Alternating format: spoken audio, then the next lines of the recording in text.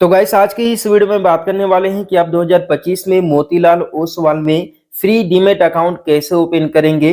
Demat account open करना simple process है। मैं आपके सामने लाइव फ्री अकाउंट ओपन करके दिखाने वाला हूं, वो भी केवल आधार कार्ड और पैन कार्ड के माध्यम से। तो अगर आपके पास आधार कार्ड है, पैन कार्ड है, तो आप लोग आसानी से फ्री डीमैट अकाउंट ओपन कर सकते हैं। तो डीमैट अकाउंट ओपन करने के लिए गूगल प्ले स्टोर ओपन करेंगे, लिख करके सर्च करेंगे MO राइस। इस एप्लीकेशन को इंस्टॉल कर लेंगे। इंस्टॉल करने के बाद सिंपली ओपन पर क्लिक करेंगे। जैसे ही ओपन पर क्लिक करेंगे तो आपके सामने कुछ इस तरीके का डैशबोर्ड आएगा, जहां पर नोटिफिकेशन अलाउ करने के लिए बोलेगा। इसके बाद लॉगिन करने का ऑप्शन आएगा। इससे पहले लोकेशन को अलाउ कर देना है। Login and free demat account open करने का ऑप्शन मिलेगा, तो ओपन फ्री डीमैट अकाउंट पर सिंपली क्लिक करेंगे। इसके बाद आप लोगों से यहाँ पर डिटेल मांगा जाता है, तो आप लोगों को सिंपली अपना फुल नेम देना है। इसके बाद अपना मोबाइल नंबर देना है, जिस मोबाइल नंबर से आपको डीमैट अकाउंट ओपन करना है।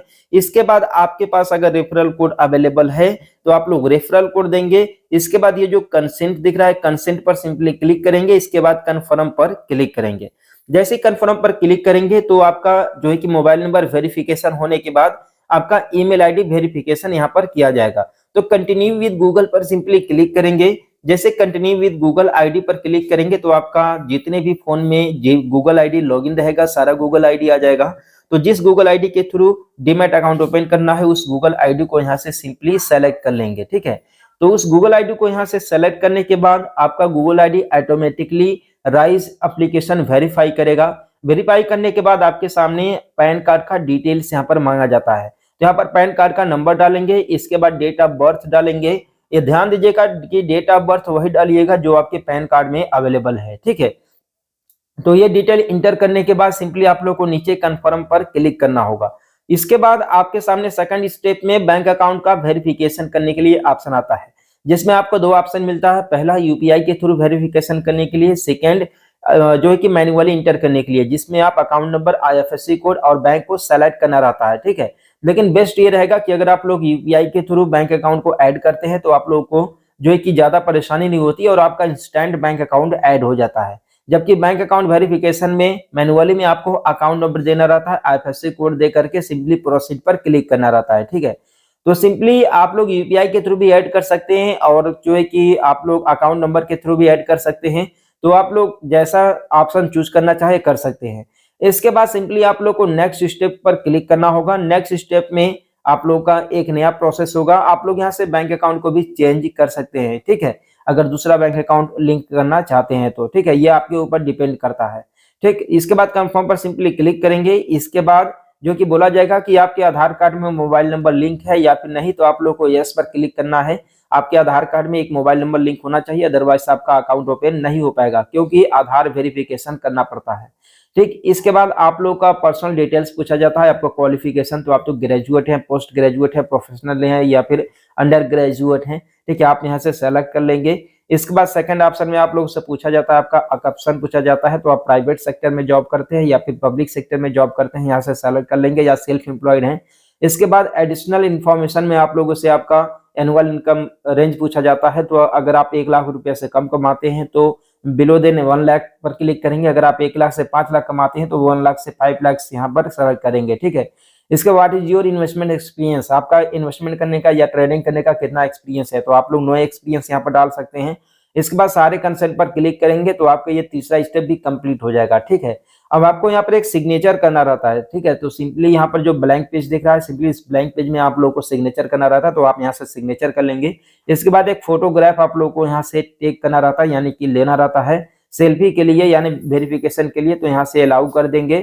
ठीक है, कैमरे को, और अलाउ करने के बाद सिंपली आप यहाँ से एक सेल्फी कैप्चर कर लेंगे तो आपका सेल्फी यहाँ पर आ जाएगा। ठीक है, क्योंकि देखिए सेल्फी देना जरूरी होता है, क्योंकि आपका अकाउंट ओपनिंग के प्रोसेस में सेल्फी की जरूरत होती है, एक फोटो की जरूरत होती है। इसके बाद आप लोगों से इनकम प्रूफ मांगा जाता है। ये ऑप्शनल है अगर आप एफएनओ सेगमेंट को एक्टिवेट करना चाहते हैं तो। ठीक है, अदरवाइज आप लोग इसे स्किप भी कर सकते हैं। तो इसमें देखिए ऑप्शनल में आप लोग को मिलता है लास्ट 6 मंथ का बैंक स्टेटमेंट, दूसरा form 16B, latest salary slip या फिर यूटीआर। ठीक है, तो आप लोग बैंक अकाउंट स्टेटमेंट अगर अपलोड करते हैं तो आप लोग का इंस्टेंटली एफएनओ सेगमेंट एक्टिवेट हो जाता है।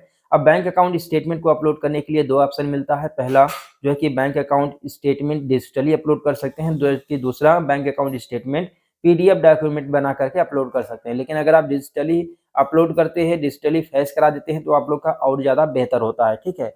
तो अब डिजिटली जो है कि ई साइन करना रहता है, ये ऑप्शनल रहता है, आप चाहे स्किप कर सकते हैं इसे। इसके बाद इस कंसेंट पर क्लिक करके आप लोग को आधार वेरिफिकेशन करना रहता है, ई साइन करना रहता है, ठीक है।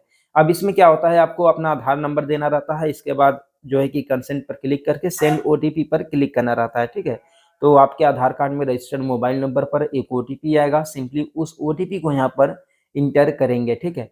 तो इसके बाद परफॉर्म ई साइन पर सिंपली क्लिक करेंगे, ठीक। तो ये डिटेल्स आप लोगों को कंप्लीट करना रहता है। तो चलिए यहाँ पर जो है कि आधार नंबर इंटर कर देते हैं, इसके बाद जो है कि सेंड ओटीपी पर सिंपली क्लिक करेंगे, कंसेंट पर क्लिक करके, और आधार कार्ड में रजिस्टर्ड मोबाइल नंबर पर एक ओटीपी आएगा, ओटीपी को यहाँ पर इंटर करके सिंपली जो है कि वेरीफाई पर क्लिक करेंगे। देखिए ये करना जरूरी होता है, ये जब तक आप नहीं करेंगे तब तक आपका अकाउंट ओपनिंग का जो प्रोसेस है इनकम्प्लीट रहेगा, आप कंप्लीट नहीं हो पाएगा, ठीक।